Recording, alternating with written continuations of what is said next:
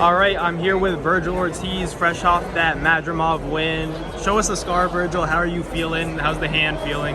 It's good, man. It's okay. I had surgery on the 1st of April, and it's healing. You know, I still got to give it some time, but it's healing. We're looking to come back in the second half of the year sometime. Yeah. And that's it. What did you think about Madrimov? Did anything like surprise you in there? I know people keep asking you about it, but what was his style like, right? Because Crawford kind of made it look maybe a little bit more difficult than we thought, but you went in there and did your thing. What did you see?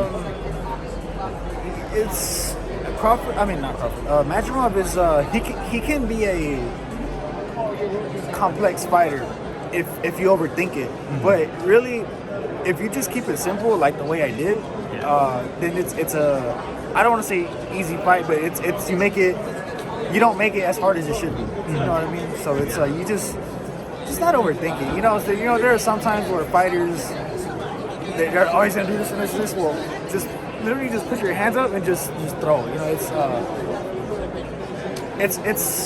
it's kind of hard to explain, but yeah. Do you think that his power was anything significant? Did you really feel it? I know you kind of get your gloves rubbed off on your face sometimes, causing some scarring and bruising, but what did you think about his power? Was it crazy? Well, I didn't really feel his power, if I'm being honest. I wasn't.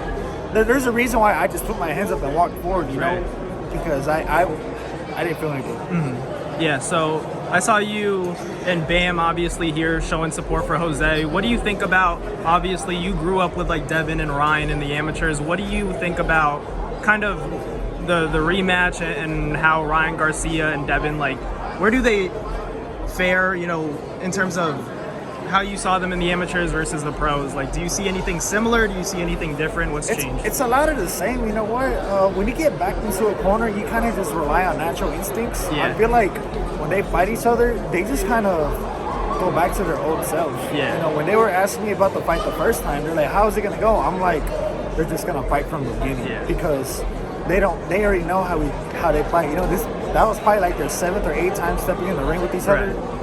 Just as a professional the first time. Professionals the first time, but they fought the same just as they did 10 years ago. Yeah. I remember you did an interview saying like Devin kind of acts differently when it's Ryan Garcia in the amateurs. Do you still think that's the same case in the pros? It's definitely the same. Really? You know, yeah, it's the same for sure, Yeah. Lastly, can I get some, breakdowns on the last, the 3 fights going on? Obviously, Rolly and Ryan. What's your thoughts about the main event? Yeah, the main event is it's gonna be, in my opinion, the best fight of the night. I think it's gonna be the most explosive, as they're probably the most hard-hitting fighters on there. Mm-hmm. They can both potentially hurt each other for sure. Right. I think that's just what we got to look out for. So I don't think it's going to go to distance. I just don't know who yet. Damn, I keep getting this. You're good. This is crazy. This is bothering me. Hold on, let me put this. Oh, do not disturb. All right. No, you're good. Do you ever like look at Ryan Garcia and you think he's moving up in weight a lot of the times? Obviously, you kind of I've seen you go to Ryan's fights. You've rooted for him in the past, but you guys have had some back and forth a little bit. Is that a fight that you could ever see going down, or is it more so just like you're handling your own? It's possible for sure. Yeah. I'm not moving down.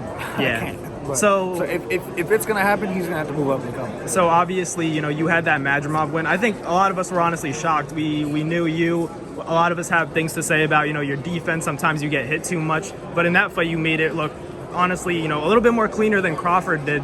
What's next for you? Obviously, the Crawford fight seems a little bit out of reach with the Canelo Crawford fight being planned. What's the big fight for you if you had it your way? Yeah. So if I had it my way, man, I'd fight one of the champs, Fedor or Bakram.